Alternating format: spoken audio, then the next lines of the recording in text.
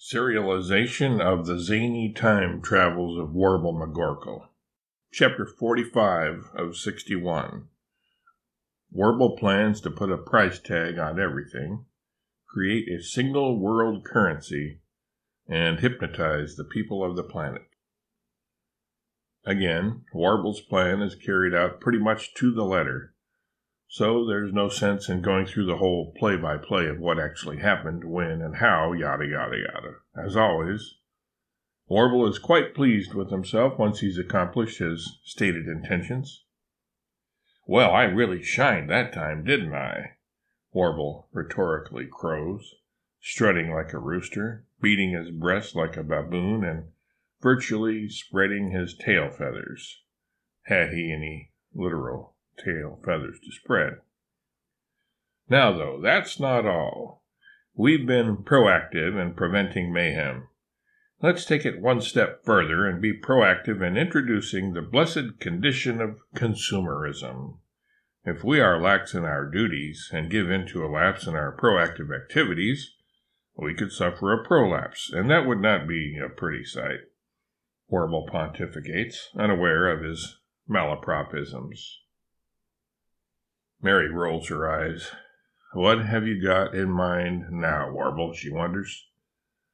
"With my wonderful imagination and profound visionary skills, Mary," Warble replies, expelling a sound like a previously parched person who has just taken a big swig of water, "I see the magnificent future that awaits us, now that I've made the globe safe for commerce and consumerism, and the world safe for globalization. Not just every man, but everything, every living, breathing, animate, inanimate thing, and so forth, you get the picture, will have its price. Stamped right on it, in fact.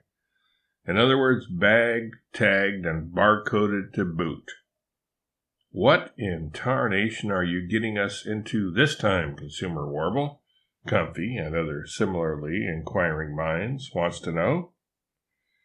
First, we need to have one world currency. The dollar, of course. That eliminates a lot of jobs, money changers, printers' devils, etc., and makes purchasing goods, man's highest, loftiest endeavor, so easy, even most congressmen will be able to do it, with a little help from their favorite lobbyist, or page at any rate. We will hypnotize the world with this hip-hop chant I've written on the spur of the moment, so that they switch over to the dollar without our even having to spend the time and money that would otherwise be necessary to bomb them into submission. Ruble, mark, franc, throw them in the tank. Rupee, lira, peso, in the trash they must go. Dollars, dollars, dollars, makes you jump and holler. Out with the old, in with the new. Make your neighbor be like you." In spite of himself, Comfy gets the spirit and begins moving to the grooving, shaking to the bacon and jiving to the conniving. Soon the entire troop is dancing in spite of themselves, and Warble knows he has won them over once again. Taterskin is not strictly dancing, but he is cavorting around the undulating mob, running round, barking and jumping in the air. Warble thinks Taterskin is just mindlessly mirroring the goings-on. Albert thinks Taterskin is trying to warn him about something.